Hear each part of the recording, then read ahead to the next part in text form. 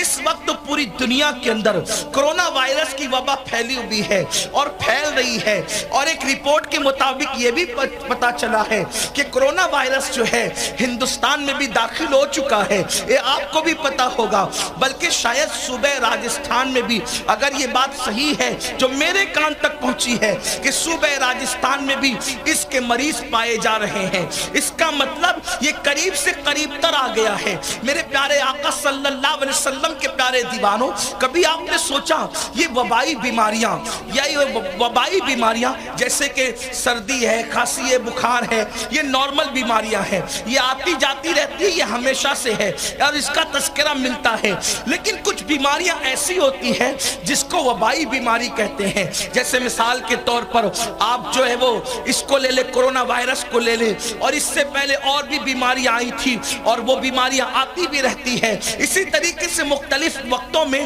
عذابات آتے ہیں، جیسے کبھی سونامی آئی تھی، اسی طریقے سے کبھی اور زلزلے آتے ہیں، اسی طریقے سے کبھی سمندروں میں موجیں اٹھتی ہے، بستی کے بستی تباہ ہو جاتی ہے، ویران ہو جاتی ہے۔ کبھی آپ نے سوچا کہ وبائی بیماریاں آتی کیوں ہیں؟ اللہ کے حبیب صلی اللہ علیہ وآلہ وسلم نے ارشاد فرمایا، دیکھو حضور علیہ السلام کی نگاہیں غیب آج کے حالات بھی دیکھ رہی تھی، غیب دا نبی صلی اللہ علیہ وآلہ وسلم کی نگاہوں نے اللہ اکبر آج کے حالات کو کس طریقے سے بیان کیا آپ محسوس کر سکتے ہیں۔ میرے اور آپ کے آقا مصطفیٰ کریم رؤوف الرحیم صلی اللہ علیہ وآلہ وسلم ارشاد فرماتے ہیں، جب میری امت میں زنا کی کثرت ہوگی، جب میری امت میں زنا کی کثرت ہوگی تو اس وقت اللہ ان پر ایسی ایسی بلائیں نازل فرمائے گا، ان کے نام نہ انہوں نے سنا ہوگا نہ ان کے باپ داداؤں نے سنا ہوگا۔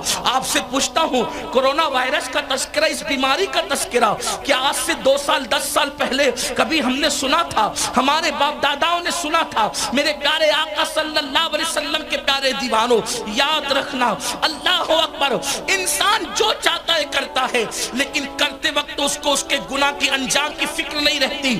یاد رکھنا، گناہ کوئی بھی کرے، کوئی بھی کرے، گناہ گناہ ہے، گناہ کوئی بھی کرے، گناہ گناہ ہے۔ اور قدرت کی غیرت کا حال یہ ہے کہ جو گناہ کرتا ہے وہ اس کی سزا پاتا ہے۔ کوئی بھی گناہ کرے، اگر اللہ اپنے کرم سے معاف کر دے تو الگ بات ہے، لیکن قدرت کی غیرت کا حال یہ ہے کہ جو گناہ کرتا ہے قدرت اس کو سزا دیتی ہے، اور کبھی کبھی سزا دیتی ہے تو انسان کو اس کی خبر بھی نہیں ہو پاتی، پتہ بھی نہیں چلتا کہ مجھے سزا مل رہی ہے۔ بنی اسرائیل میں ایک شخص تھا، بڑا پاپی اور گنہگار تھا۔ ایک دن اس نے بڑے تکبر کے لہجے میں کہا، یار میں اتنے گناہ کرتا ہوں لیکن مجھے اللہ سزا نہیں دیتا۔ توجہ کرنا، اللہ کے عذاب میں کون کون گرفتار ہے اس مجمع میں ابھی پتہ چل جائے گا۔ اللہ کے عذاب میں کون کون گرفتار ہے اس مجمع میں ابھی پتہ چل جائے گا۔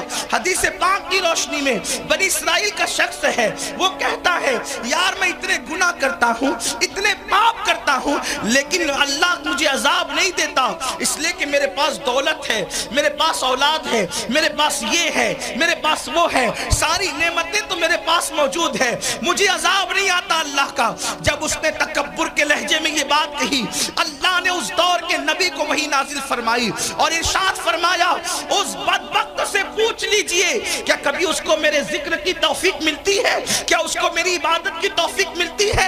کیا کبھی اس کو میری محبت میں رونے کی توفیق ملتی ہے؟ جب اس سے پوچھا گیا تو اس نے کہا نہیں، تو فرمایا گیا اس سے بڑا عذاب کیا ہوگا کہ اللہ نے عبادت کی توفیق چھینی۔